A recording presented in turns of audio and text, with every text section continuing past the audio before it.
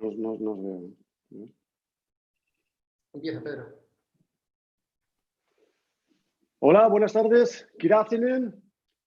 This is our 33rd specific informative webinar video, and today we are going to be dealing about relocation in Spain, which implicates immigration issues about the new TIE, implicates also buying or renting a property, as well as taxes in Spain, whether if you are resident or non-resident, all those questions.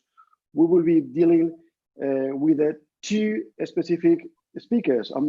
We are today delighted really to be joined by two spectacular lawyers and barristers, solicitors. They work in different areas in Spain. And the first one is Michael Davies.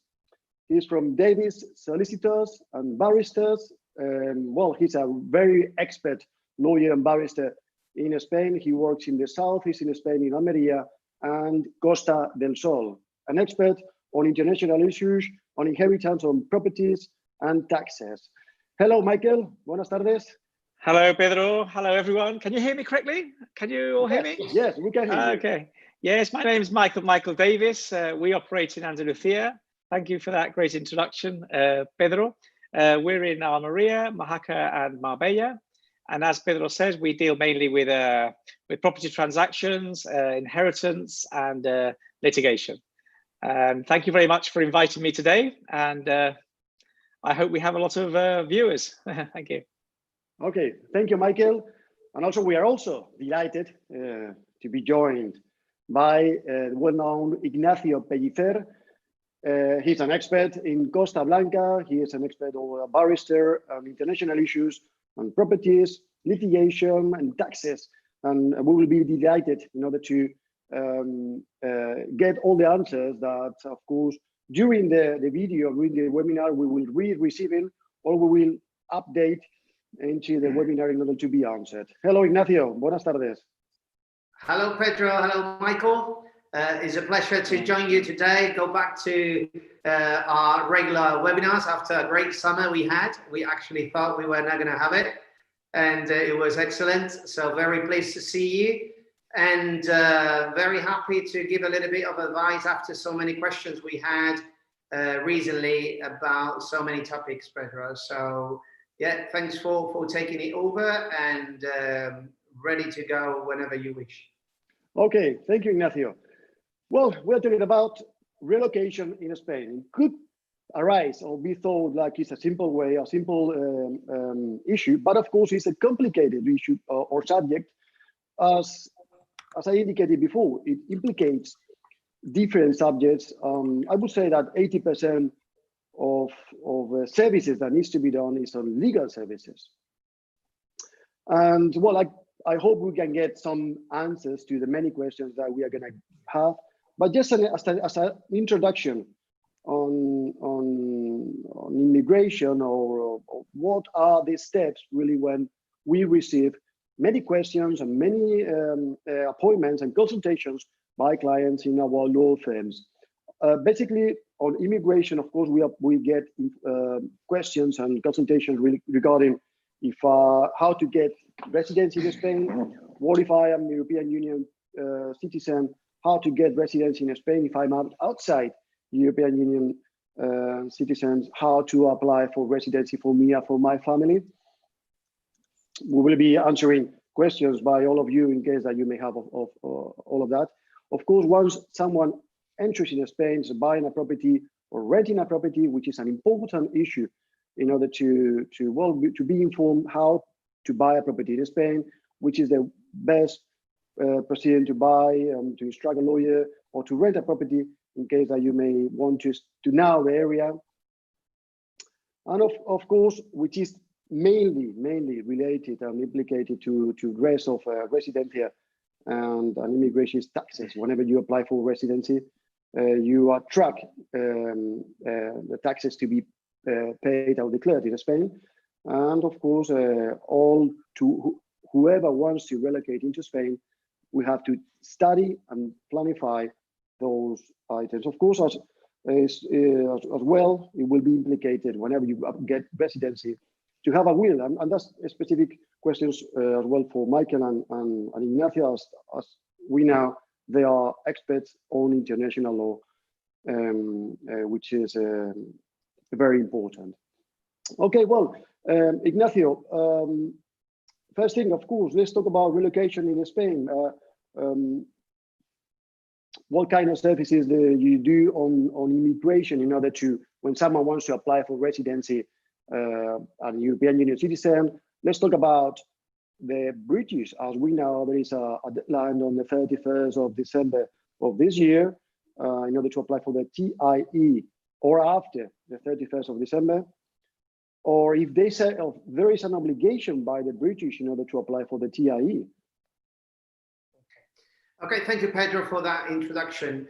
I would like to bring some points here, and very important points that we have so many questions and we would like to clarify. Now, the relocation service that we provide is a lot of people are trying to come over to Spain. I know it's been very difficult because of COVID and the quarantine, etc. And a lot of people have problems of registering, trying to become resident in Spain. This is something important. By the 31st of December of this year, the rule will change, as everybody knows now, and UK and Spain will have to reach an agreement, hopefully. If not, you'll be treated, the British will be treated like non-European countries, like anybody else on the Foreign Office. Therefore, the requirements to legalize residency will be different, more time and probably more documents. We could only tell you the experience we have on legalizing the Americans, the Canadians, the Australian, and hopefully UK and Spain will reach an agreement and they will simplify all this process. However, a lot of people now are asking whether it will be best or not to become fiscal resident in Spain. It's a very, very individual question, and we recommend them to seek independent legal advice. If you're going to stay in Spain more than 183 days, then you will become, therefore you will have to have the residencia for this year, and then you will start paying taxes in Spain. It's very worth, a part of the relocation service that we are doing now to a lot of people, is working out how much tax would they pay in Spain, doing a simulation of the income tax return or wealth tax return. So the first piece of advice I will give them today, if you're planning to come over to Spain, I would recommend you to do it sooner rather than later in order to apply for the residency, because it will definitely be probably simpler now than later on, but we don't know, we might find an agreement later on.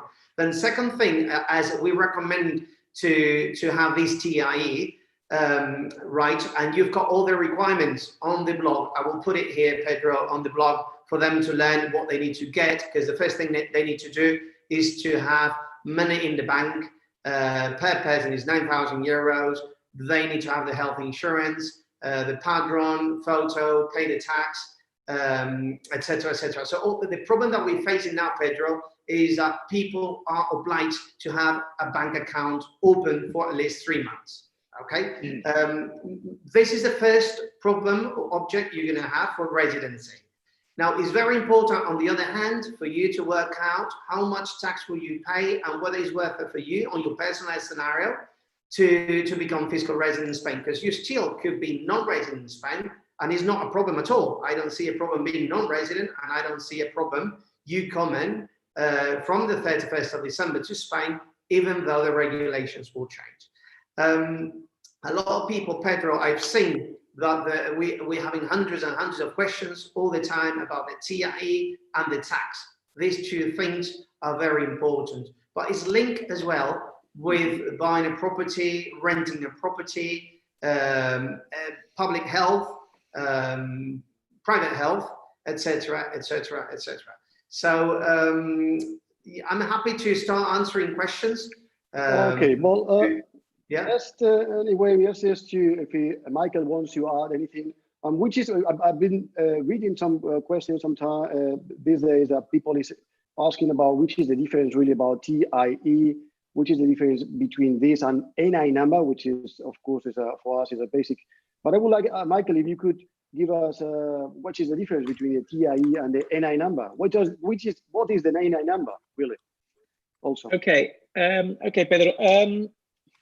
Well, in reality, the TIE is not actually an obligatory document. It's a document that will prove that we were resident before the end of the transition period, which probably have some advantages. But if you already have a green residencia card, permanente, theoretically, it has the same value, okay? As you remember from a past webinar, I asked the Vice Consul in Alicante, because I think we were all very doubtful, you know, we were getting all these strange, people were asking us, but is it obligatory, is it not obligatory? And on the webinar, I asked her, and I've, since it's been around on YouTube, that was one question where we ask her, well, is it obligatory or not obligatory? What do we do? And basically the answer the Vice Consul gives, which is basically the official answer, is no, it's not obligatory. You do it if you want. If you've already got a green card, then you're okay. Having said that, I myself can see some advantages. And as I will, I mean, I've obtained one for myself. Why? Because the new TIE card, if you had a permanent one before, will also say permanente on it. A lot of people are worried because they say, well, if I get the TIE, I've heard it has a limitation to it. It's only valid for 10 years or 5 years. And my other one was permanent. Well, it's not quite like that. The new TIE one, if you had a permanent resident before, the new TIE card says very clearly on it, permanent. The only thing is you have to renew it every 10 years. Now that's the same as a Spanish person has to renew their national identity card. It's exactly the same. And the people that didn't have the permanente one, their one doesn't say permanente on it, but the other one didn't either, and it only lasts for 5 years, okay? So that worry that people have that they'll lose something that says permanent on it to one that says 10 years, that is simply untrue. The new one says permanent. And as soon as when I finish, I'll show you my own residence card and you'll see how clear it is. The other thing is that the new card is valid identification, while the old one was not valid identification. So you don't have to walk around with your British passport any longer.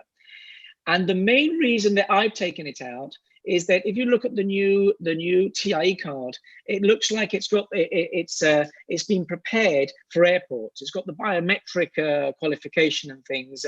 It looks like the Spanish national identification. So I'm sort of thinking in my own mind, and of course, depending on what happens with all the with the agreement with the British government, but it looks to me like later on, I wouldn't be surprised that they say that those British that lived in Spain can travel freely across Europe. And of course, how are they going to do that? What documents are they going to show? Well, I think the TIE card, if you look at it, it looks like a document prepared for airports, exactly the same as the Spanish identification card. So the other one, that green little flimsy one, doesn't look as if it's going to work for airports. So what are you going to do? Do that in combination with the British passport? I don't know. I just like the new. I've obtained it. It's very, if you've got an existing card, it's very, very easy. You go down there with a translator and you can do it. It's 2 visits, 1 hour and 1 hour, 2 hours in total, and you can have the new card. Okay. If you don't want to do it, let me just quickly show you what it looks like so that. Okay. That's it. Advance.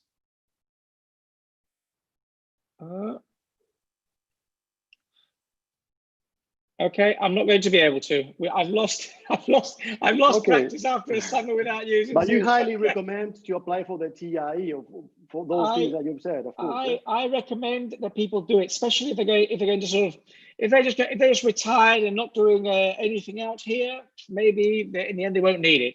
But it's very easy now. It may become more difficult later. So I just think it's the best thing to do, to just go ahead and request it and have your card. That's the best thing. Okay, thank you, Michael. Ignacio, would you recommend also for those for United Kingdom in order to apply for the TIE once they, I mean, of course, they are already residents in Spain?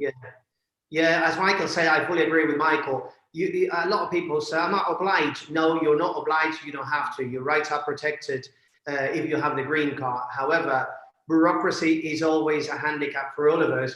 And I really think that eventually, for one reason or the other, you might need to show a little bit, or it will be very handy for you to have it. As Michael said, they could do it themselves, or they could either use or appoint their lawyers or historian or whoever they wish them to do, the translator. I think it's a very handy ID card with your photo, and it will really be very useful because a credit card size and is very handy. That you'll be on writing under the withdrawal agreement, so your rights will be covered under the withdrawal agreement and is written down. So Pedro, yeah, I think it will be good for citizens to have it, but again, if they don't want, they don't have to have it. Okay, they might need to swap it in the future after the 31st of December for some reason. And I agree that in the future you will be on the queue of the non-European, and now there is a Brexit desk in the Heredia office specifically for that. It's very easy to get appointments straight away. Probably in 1 week you could get it now. In the future, you might have more problems on the other queue. I mean, we are having for the Americans, the Australian, we are in Alicante especially, we're having more problems to have appointments for them, especially with the fingerprint that they have to do. So yes, Pedro, I think it's good. Okay, let's answer a couple of questions regarding TIE and cards. From Estella. Thank you, Estella, for watching us and writing us, and Jackie. Estella is saying, this is a question for both of you. I mean, she's saying, what about non-permanent green card? Should that be swapped for TIE? Michael? If you've got a non-permanent one, okay, we're in sort of very uncertain ground there. I mean, I think that basically I just go for the maximum available at each time, and what's available to her is the TIE, where the 5-year TIE. I'd do it. In my case, we don't. I mean, so I think it gives me more freedom to sort of recommend this. In our offices, we're not doing residencias, either the TIE or the renewal. We're not doing them because we were overwhelmed by the amount of people. So we're just simply not doing it. So I can recommend, without anyone thinking, well, he's trying to sell me the work, etc. I recommend that everyone does it.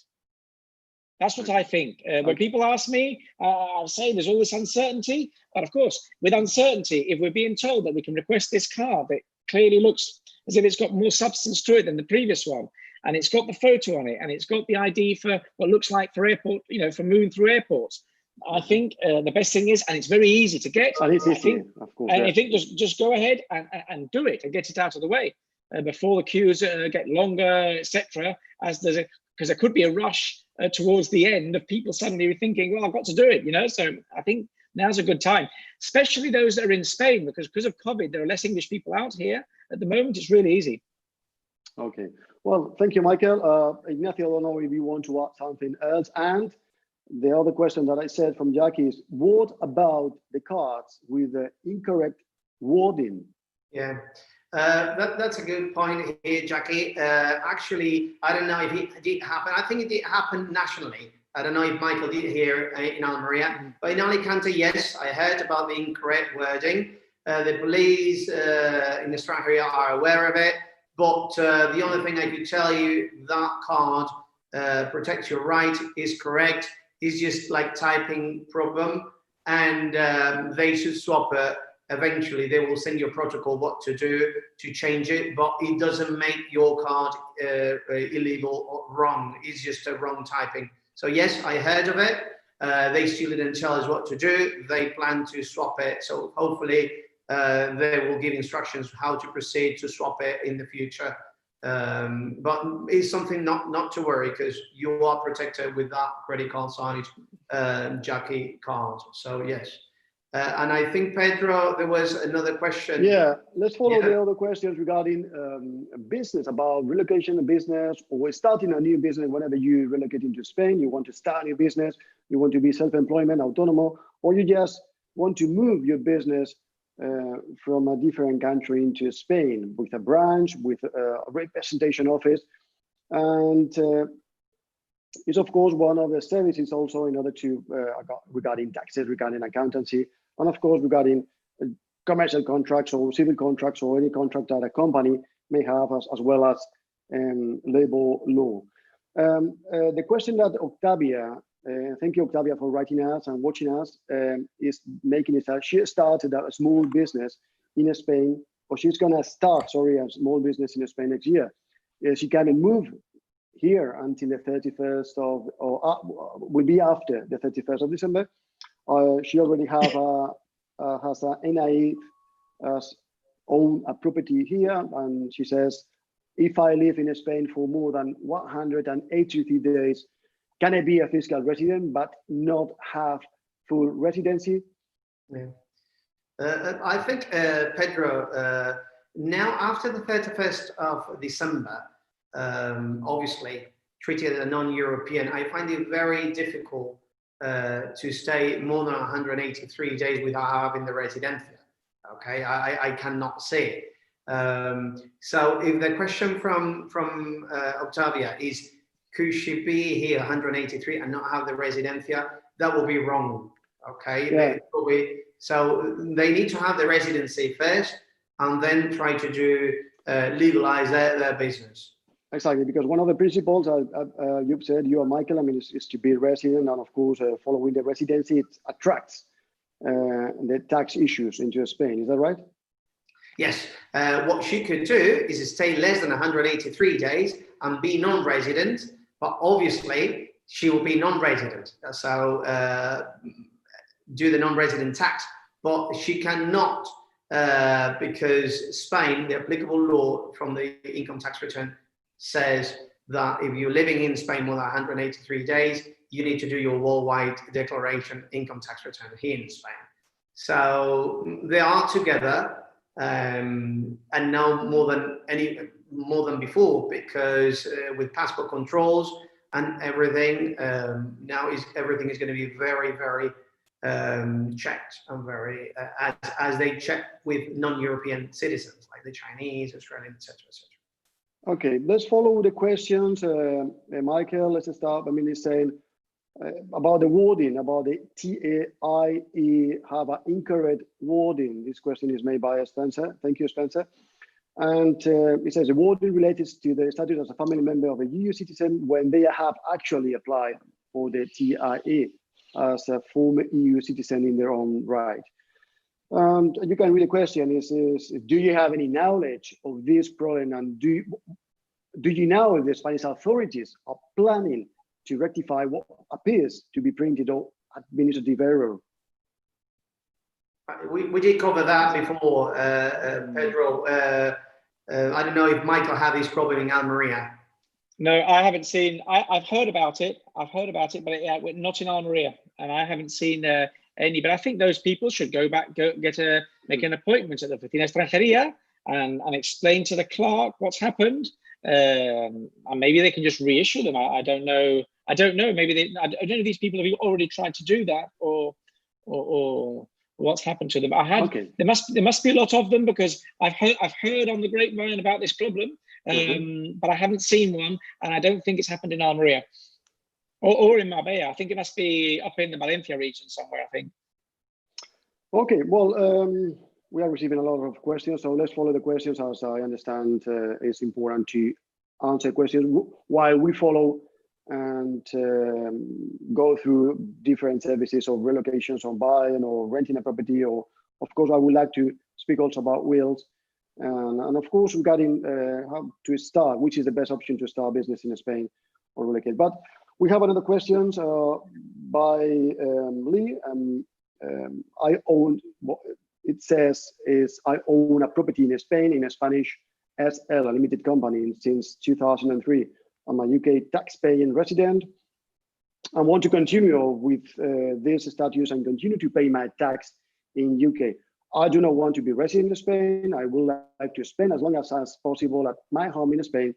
How long can I spend at my Spanish home each year? I presume that the question, even though it owns a limited company, of course, is regarding if he doesn't want to be resident in Spain, but how much time can be spent in Spain without being able or obligated to pay taxes in Spain.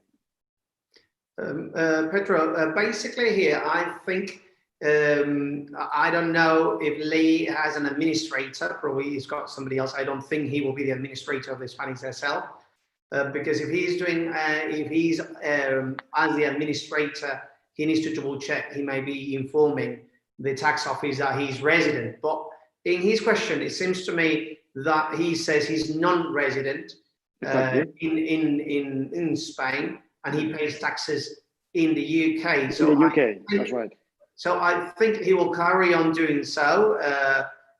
From the 31st of December, we still don't know what paperwork they might be required if he wants to become resident. But if he's non-resident, he will be able to come to Spain. And at the moment, Pedro, we have no information from Spain or the UK whether they're going to ask for a visa, 90 days, etc., etc. So I think something will have to come very soon to make sure whether they could travel, but definitely they will have to be. If the question is if he could carry on being non-resident, the answer is yes. You could carry on being non-resident, and just bear in mind you need to stay less than 183 days in Spain. That's the answer. Okay, thank you, Ignacio. Pedro. Okay, Michael. Yeah, I also fill in on that. I think what will happen is there's going to be the issue of whether there's going to be a visa or not for more than 90 days.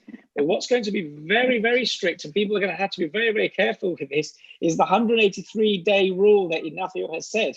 In other words, for those people that up to now, a lot of people are doing this. They've got the family over in Spain sometimes even, and they're working in the UK, and they're basically going back and forth, working in London Monday to Thursday, then coming over here. Up to now, of course, Spain hasn't been very strict with this business of the days because there's been no real passport control, no big issue. The European Union is very tough with countries that both start trying to charge the same person on the same work. So everyone's just everyone's very flexible. When the UK is out of the EU, Spain will look very carefully at who is spending more than 183 days in the UK, in Spain.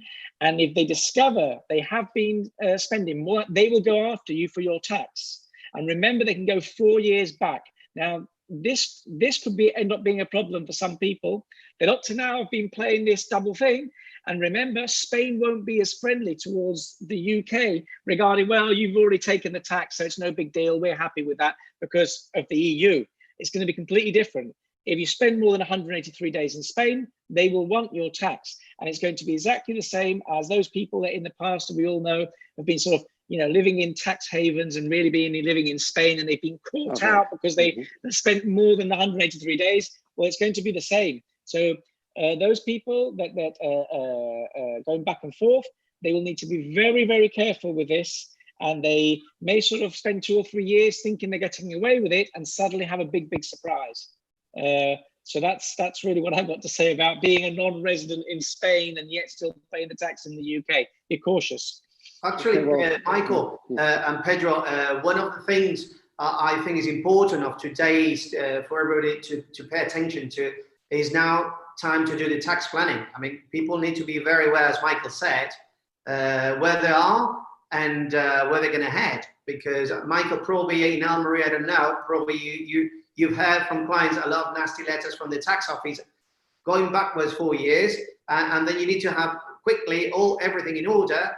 And I think we're going to have a lot of nasty letters saying, please confirm. And then the passport control, when you access, you have a stamp, and then you're going out and you have another stamp. And that's going to be very easy for them to control, isn't it? Nowadays, it is very, very easy for the tax office. Once it starts sending you letters, it is very, very easy for them to know where you've been for all that time, because at the moment we're leaving little messages everywhere about where we are, and we've got a lot of clients, especially on the Costa del Sol, that are moving between England and Spain, and sort of this situation I explained before, and we're getting a lot of questions about this. And once they've spoken to us, they're very worried about it. before they come to see us, they seem to sort of think that they can sort of continue to do that as they have been as up to now, and that's not going to be the case. So a lot of people need to speak to their accountants about if they're moving between England and Spain, without any doubt. Okay, well, thank you, Michael. Thank you, Ignacio. I like that you said about the tax planning, which is a recommendation for everyone who wants to come to Spain in order to start with tax planning with accountants and tax advisors. We have another question. Well, hopefully that we have answered your question. We have another question, which I think is being already answered, but I would like just to be sure is answered. It's a question made by Klaus. Thank you, Klaus, for writing us. And what he says is, I think it is important to point out the difference between residency and fiscal resident. Yeah. Actually, Pedro, I would like to point out that the residency is, let's call it the visa or the permit for you to live in Spain. So basically, it's a title, an administrative title that allows you to be resident in Spain. Now, for you to connect into the tax office will not allow you to put into the system, and they will not recognize it until it's 6 months from the residencia. That was the normal practice from the tax office doing. As we discussed before, later on, if you receive one of these letters, you're going to have to provide and disclose a lot of evidence, because it's only an evidence having the residencia, but probably there is some people that have been living here more than 183 days, even probably, I don't know if you heard about, even checking the water and the electric, because they are sharing details with electric companies, and they could just have an argument saying that you are a resident here for some reasons, or even UK did inform. We've got a lot of cases like this. UK did inform Spain tax office that they are living in Spain. So then the tax office in Spain starts sending letters. So it's very important for people to understand the difference. A residencia is a permit and is compulsory when you come to Spain to be legal, especially if you are a non-European country. So that's within Europe, we have this residencia. If you stay more than 3 months and you were pretending to live in Spain, you had to have apply for residencia. Okay, so, and then once you've got residencia, you need to report the tax office that you are living here, and therefore the 183 days is it proves, and they take it as a reference. But again, there are more other ways of evidence when you go through a tax inspection to look at. So I hope it's clear.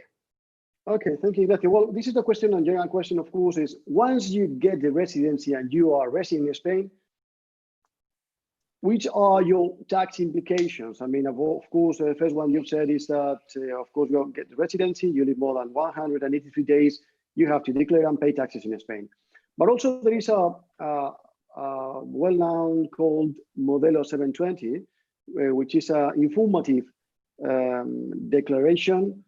Will you be able to speak about, inform us in some ways about this obligation by someone who someone who has some assets outside of Spain and gets residence in Spain? Yeah, I'll try to be brief because all these things are complex. I've got a lot of questions, Pedro, as well about if they become now. But for those who are starting the procedure now, obviously we're in September, so the 183 days rule will not affect us. In Spain, we were with a calendar year from January to December. And at the moment, whoever is applying for that, this year, they will be considered as non-resident. The reason why I'm saying this is because a lot of people are selling properties in the UK, bringing money from dividends, etc., or withdrawing pensions.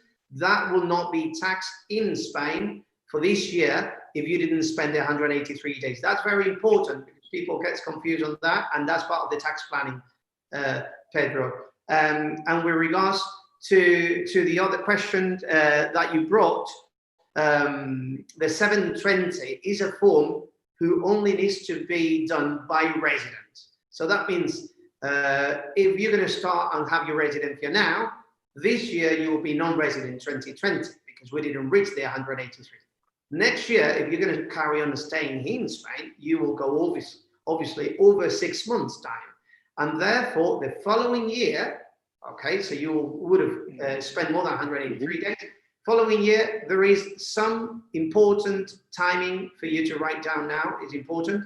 720 that you must do from January to March if you have assets abroad over 50,000 euros. Bank accounts, shares and bonds, and property. There is 3 classified assets for you to comply. So you might have a property that you bought over 50,000 euros, or money in the bank, or dividends, right? Or shares. Do you have to make the model 720 every year? And which month is the timing to do it? If you don't have an increase of 20% of the value that you have declared, you don't have to do it. But if you sell, or if you transfer, or you do something, you'll have to declare it. Now, I always explain to people, declaring the worldwide asset doesn't mean paying tax. So one thing is declaring, the other thing is paying. Now, the income tax return goes from April, May, and June. And that's why I always insist on people doing tax planning. If people do now tax planning, they know what they're going to face.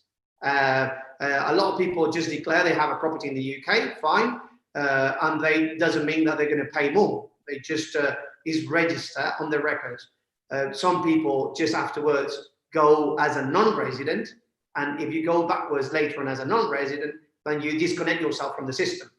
In that case, Pedro, I always recommend to give back the residencia, inform the police as an evidence, and then and always a good advice, Pedro, is to have fiscal certificates from different countries. If you're coming from any other country, please bear this in mind, because that is going to sort you out a lot of problems if you ever have letters, these kind of letters that we don't want to receive.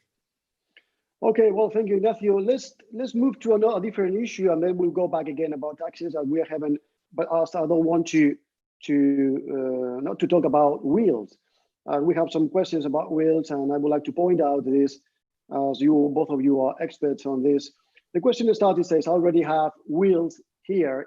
It says in UK, and requesting laws followed as per UK, but it's in simplest terms, what would actually happen here, and how can we make the process as painless as possible for the family? I mean, which means that, which is the process in order to, whenever you are in Spain, if you become resident in Spain, or you are not resident in Spain, Michael, I'm sure that you will be able to, very brave to speak about it. Without any doubt whatsoever, the best way to organise your estate is to have one will in the UK to deal with your English assets, and another will in Spain to deal with your Spanish assets.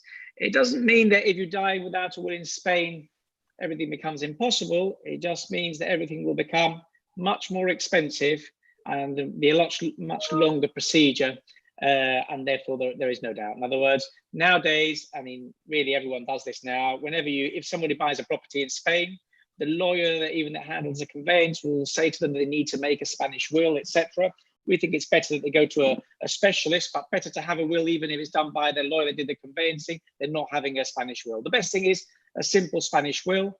And if you have one, probate in Spain will normally take less than 3 months. In other words, normally it's much quicker to go to probate in Spain than in the UK if you have a correct will in place. I don't know what Ignacio thinks about this. I think you'll probably agree on we've all had lots of complex inheritances when there's no Spanish will. So yeah, I fully agree, Michael, and I think we discussed this before as well. Not only that even what is a good part of having power of attorney? You remember about having jointly and severally power of attorney for husband and wife. Is always very, very handy just to have a will, at least in Spain, one in the UK, as long as you have assets in the UK. And probably, Michael, you might agree that power of attorney is very handy, especially when you are old enough, going hospitals and all this, because sometimes you find difficult situations where the husband cannot drive, cannot go, and husband to wife is always a very handy. We are doing, I think probably you are signing as well. We're signing a lot of power of attorney, and I think that's a very good tool for them while they live in Spain, Michael. Yeah, absolutely. The reciprocal power of attorney between married couples as they get older, not when they're sort of 60, okay, but as you hit 70 or 80, we recommend that apart from the will, a reciprocal power of attorney, so that if one of the partners later on is diagnosed with Alzheimer or something like that, the partner can deal with things without having to go to court and get a judge's order to be able to sell assets and things like that. Also, very often when we have a widow or widower come in and they've accepted an inheritance and but they're getting old and they're on their own, we always think there may be a power of attorney to a couple of their children, joint power of attorney to 2 children, so they can take care of things if she gets to the point or he gets to the point of not being able to make decisions for their own. Because in Spain, if, for example, you have Alzheimer, it's a long procedure for the judge to award the power of attorney to the children to be able to, say, sell the properties and things like that. While in the UK, it's easier. So people sometimes don't get around to doing it in Spain because they think it's the same as in the UK. In Spain, the power of attorney is a very good idea to each other, to the spouses, or to the children. Okay, well, thank you. I mean, I think it's a very important, that recommendation that you've done, both of you, regarding this preventive power of attorney between the spouses.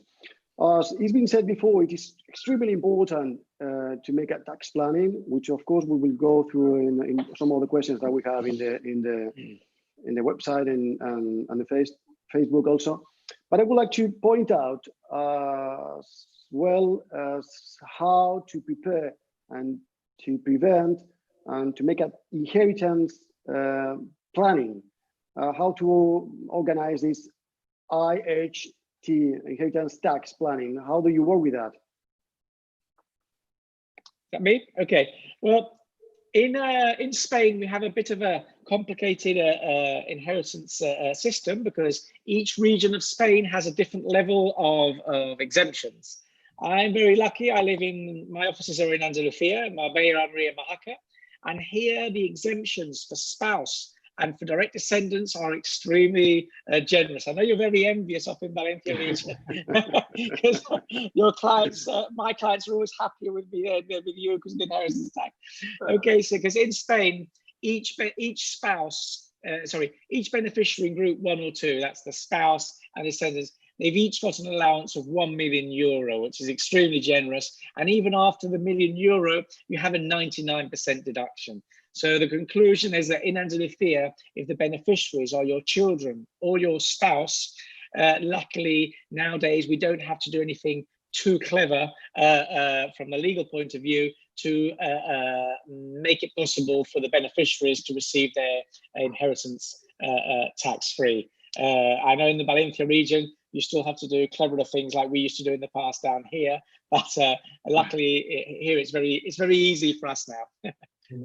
Okay, Ignacio, what is the situation? I mean, for the inheritance tax and inheritance planning in Costa Blanca? Yeah, Pedro, part of all this, and we are getting more and more, even through our video conference room, more consultations about planning. As I said, tax planning is important, but inheritance tax planning as well is very important. As Michael said, in some regions, they've got the benefit of big allowances here. In Alicante, Costa Blanca, as far as the law applies now, the existing law, you've got up to €156,000 allowance on your main property, as long as you don't sell it within 5 years from a husband and wife and children. And then you have another €100,000 allowance. So we don't have as much as people in Andalusia. And after that, there is some scale discount, 50% on the tax that you need to pay. It really depends on your assets and how many assets you've got.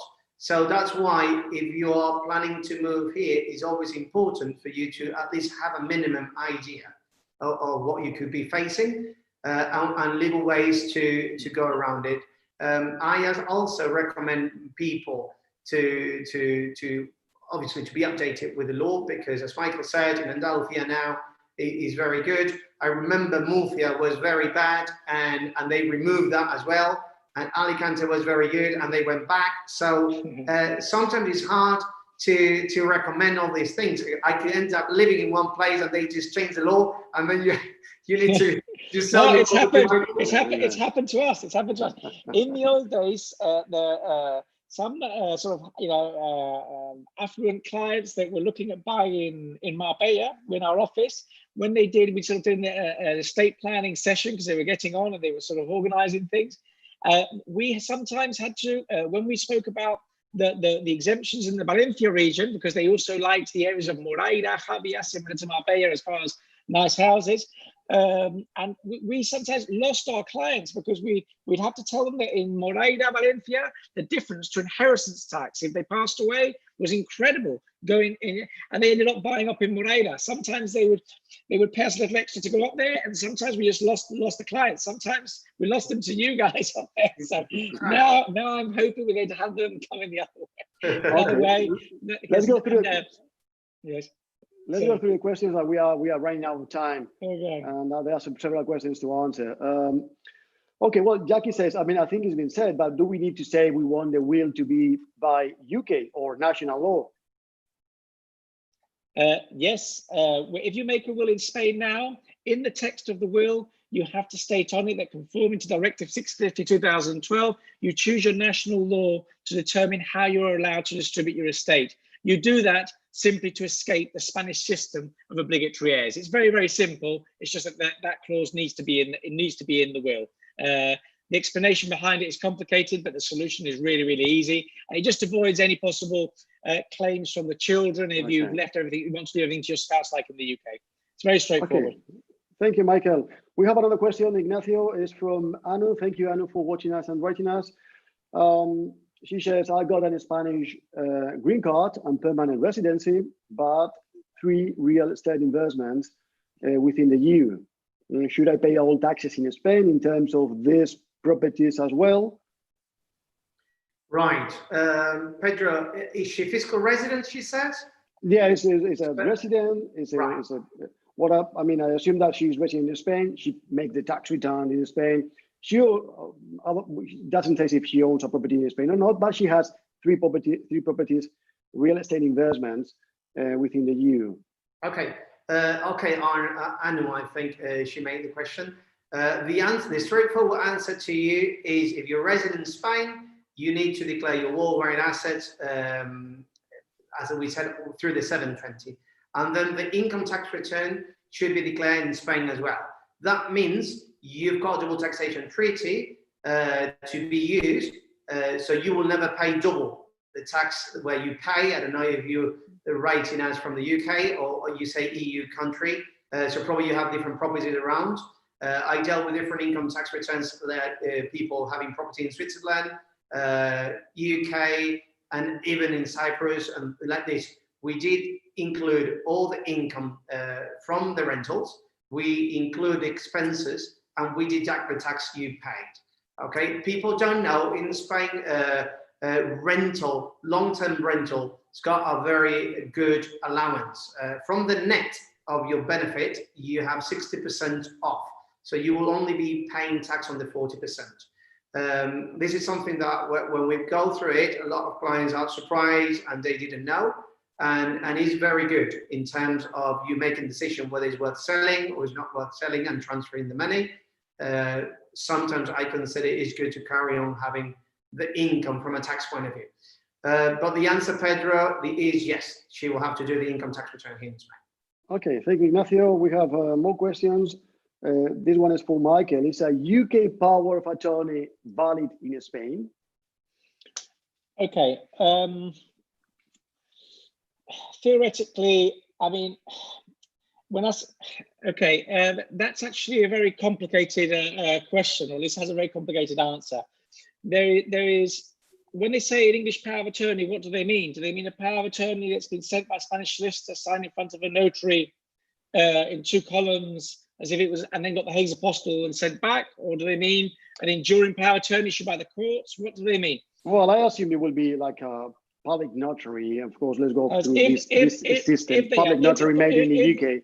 Yeah, if the question is, sort of, can my solicitor in Spain organise for me to sign a power of attorney in the UK, for example, to sell a property, buy a property, inherit, etc.? It's perfectly possible. The solicitor in Spain will prepare it in 2 columns. He'll send it to you in the UK in 2 columns. You go and have it witnessed by a notary in the UK. You have the 𝐫𝐸𝐸 affixed by the Foreign Office, and it's sent back and it's perfectly valid in front of a Spanish notary. Now, that's one thing. If we're talking about, for example, an enduring power of attorney issued by the family courts in the UK, in the case of incapacity and things like that, that document is complicated. It causes a lot of problems when it comes over here because the format's different. If you to have a standing, possible chance, you have the Hague's Apostille affixed to it, then you send it out. You have an official translation in Spain, and depending on what it's for, they may allow it. If it's for purchasing a property, that will be allowed. But if you're selling somebody's assets, it's complicated because the incapacity procedure in Spain that allows that power of attorney to be issued is completely different to the procedure in Spain. So, depending on what it's for, if it's the power of attorney that I mentioned, prepared by the Spanish solicitor, sent over there in 2 columns, etc., sent back, no problem. If it's one of these powers of attorney issued by the family courts in the UK for the capacity, it's not impossible. We've seen them used. We've actually used one. We've had a Hague's Apostille affixed. We brought it out here, official translation, and it's worked. But it's not a peaceful issue.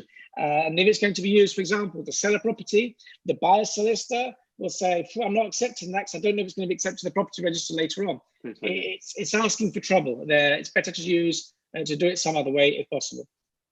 Okay, well, thank you, Michael. I don't know if Ignacio would like to add something about this complicated sometimes power of attorney question, even though it's in general. We have lots of questions that, of course, we will not be able to answer all of them. It's literally impossible. We should be like hours here. I will try to just look for the previous ones at the beginning, and of course, I invite everyone which is watching at this time the video and would like to get an answer from us, from Michael and from Ignacio, of course, to send us the questions in the chat, and of course send us an email, and we will put the emails from Michael and Ignacio now, and we will do as much as possible in order to answer those questions and to have a personal video conference with each lawyer if possible. We have another question from Stella. Thank you, Stella. She says she's got a residency and she would like to gain part-time employment, but what she says, I will not be earning enough to cover the cost of being self-autonomous. What is the procedure of low earnings? Yeah, Pedro, I would recommend Stella to have money in the bank if she has it, okay? Because that's the easiest. 9,000 euros in Alicante is what they're asking per person. Money in the bank. Now, if she's only relying on earning money from Autónoma and the Autónoma doesn't even reach the 750 euros per month, then she will not pass it. Now, I need to bring the attention that now Extranjería, they're becoming more and more strict.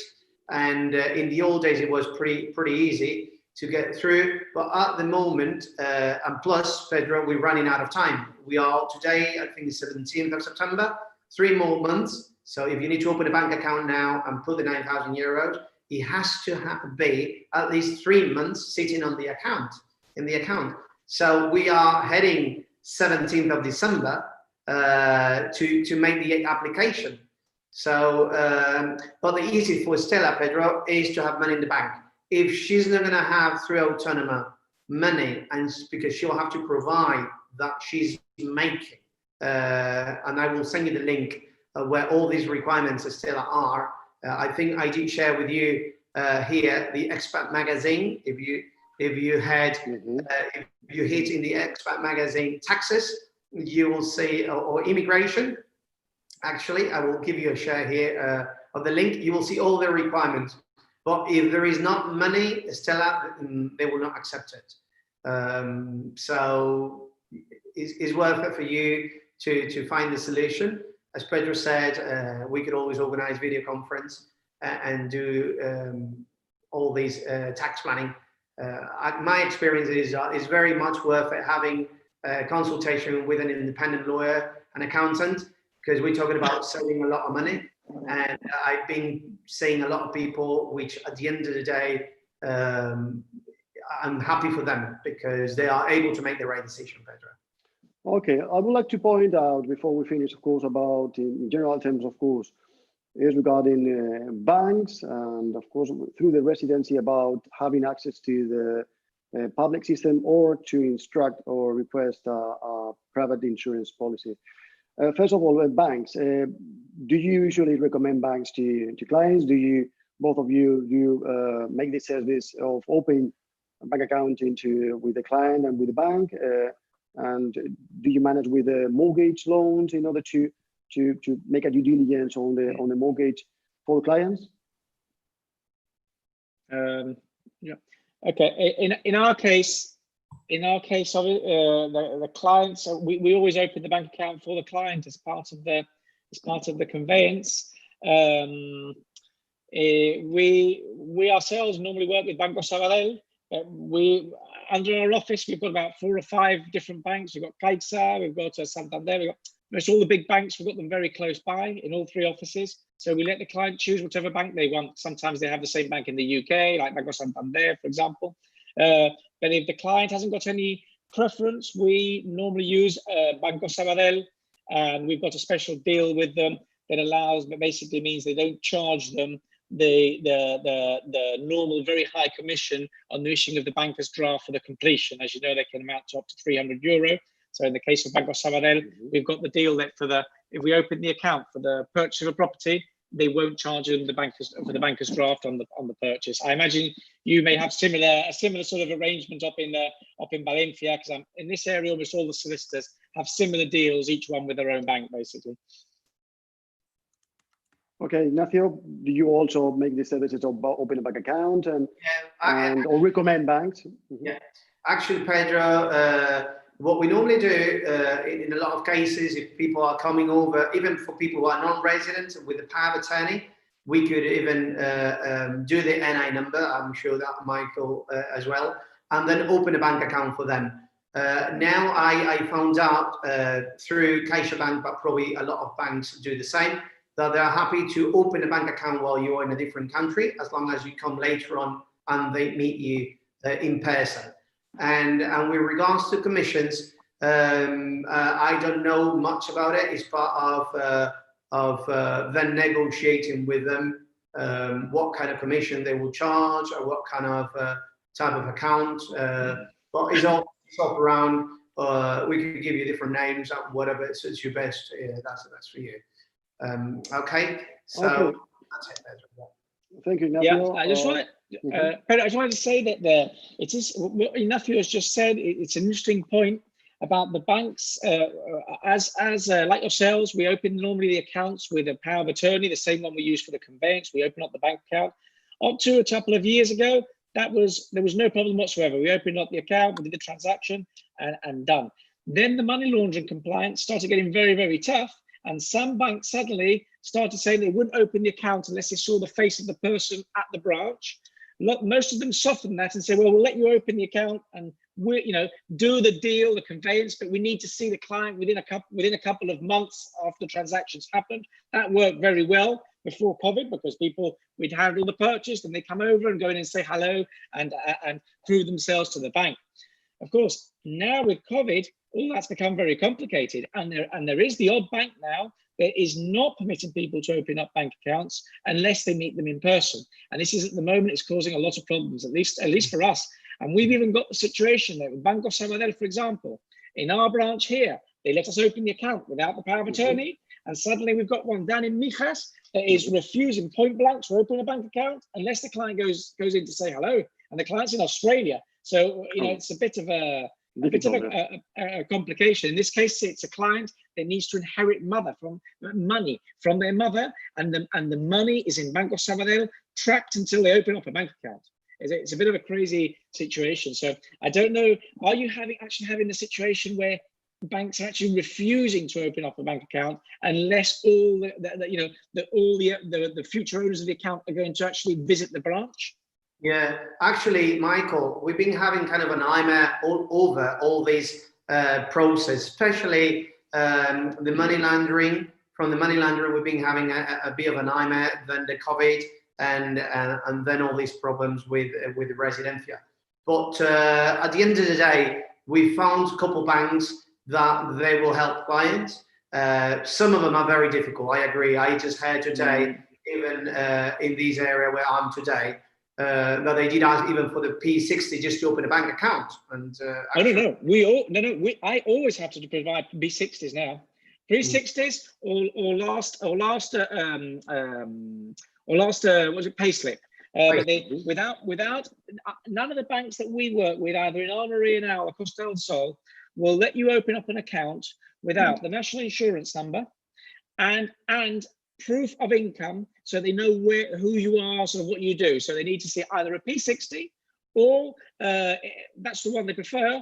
Failing that, a payslip. I mean, in Marbella, some people live in Dubai and places like that.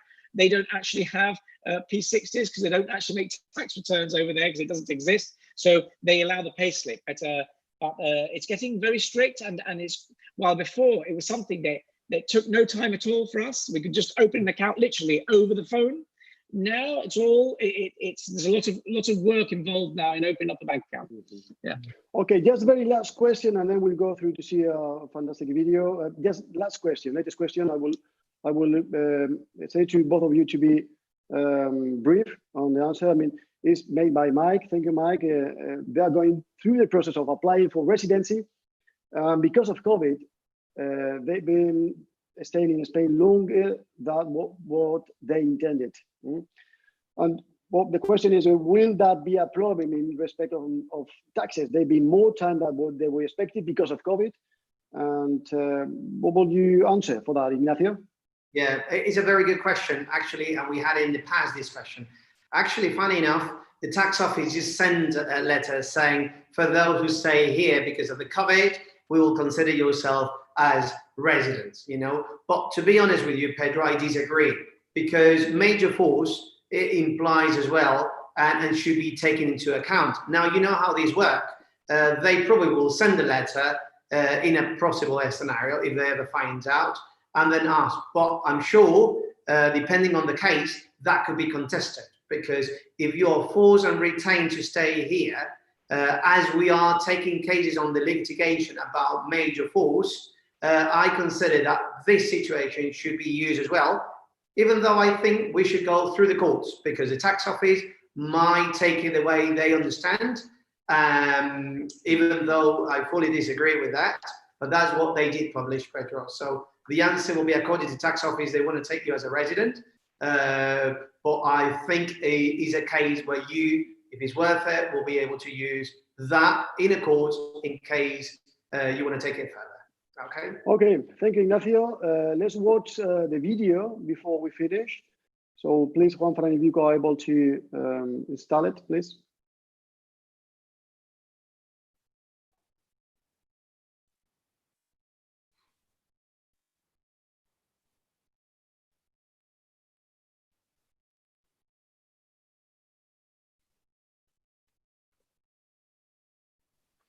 Yo no un poquito.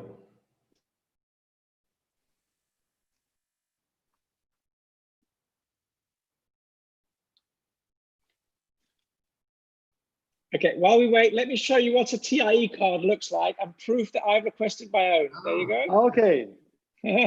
That's great.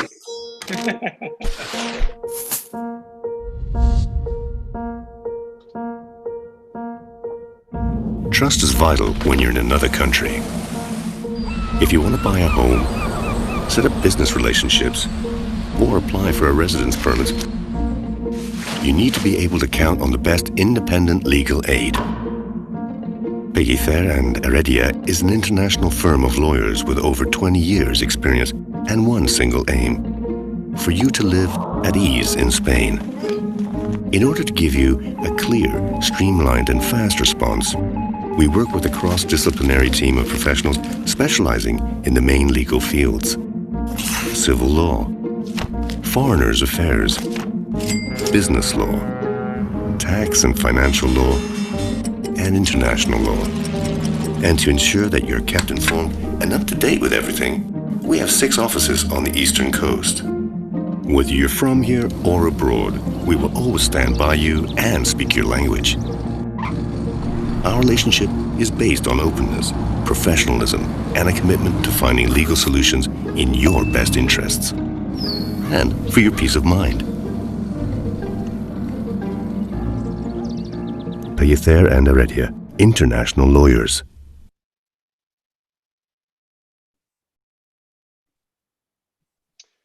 Okay.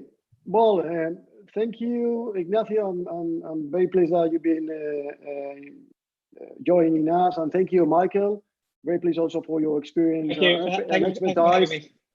And I know that in 1 hour there is not much time in order to answer. We should be like hours and hours. We'll have more webinars in order to speak about all this, to answer directly to those questions that people have, and very interesting questions. I would say most of them or all of them. And for those who, of course, the question has not been answered, I repeat again, please send us an email, and we will do as much as possible in order to answer, or to apply for a video conference in order to answer it directly to you, or whether Michael Davies or Ignacio Pellicer will be able to help you. Well, thank you. We will have more seminars, more webinars in the near future. Every week we speak about all these topics. As I said, well, thank you, Ignacio, and thank you, Michael. If you want to add or just finalize and say the last word, please. Okay, well, that's thank you, Pedro, for inviting me. I'm Michael Davies from Davies Abogados, Solicitors and Barristers. So if you need a lawyer in the Andalucía region, Andalucía, Oaxaca, or Marbella, we're here for you for anything that you need. And thank you again. Thank you, Michael. Thank you. And Ignacio? Okay, well, thank you very much, Pedro and Michael, for sharing together all this information. I think we always learn every day, and it's good to share. We'll be watching, we're doing more webinars. Michael probably will share with us as well another one. Happy to see you on Thursdays at the same time, and thank you, Pedro. Okay, well, thank you, and everyone, and have a nice day. Thank you. Thank you. Goodbye.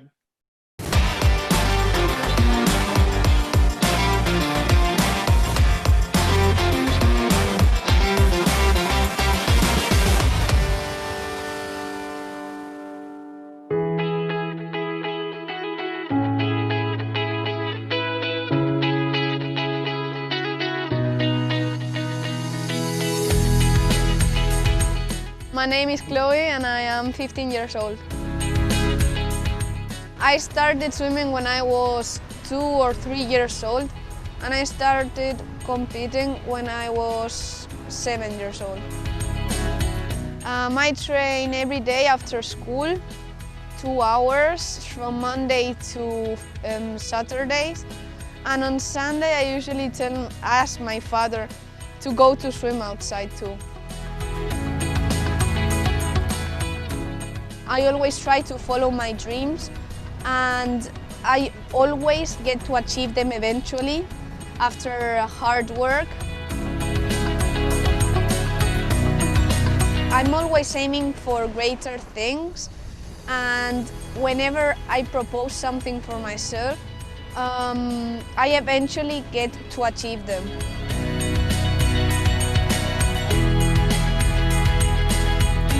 I swim because when I was smaller, someone told me I wouldn't be able to swim in the sea, that it was like a sport for adults, for older people. But then I began to swim and showed them that I was actually able to do it. And then I didn't notice, but I started to develop a passion for swimming in open waters. So now I keep swimming because I really like it and it's something I need. I feel strong and even powerful, and that makes me stronger mentally and physically. My friends think that I am amazing, I suppose, because they think that it's really difficult to maybe train and study at the same time. If I can do it, they can do it too. Ella tiene mucha resistencia y mucha estrategia de nado. Ella puede mantener el ritmo durante mucho tiempo sin descansar. Cuando hay gente que a lo mejor sale muy rápida y se agota, pero ella puede mantener un ritmo fuerte desde el principio hasta el final, incluso al final llegar y sprintar y darlo todo. My dream is to compete again in a national competition and try to go to the World Championship as an international competition. And I propose you something. You help me and I will swim for you.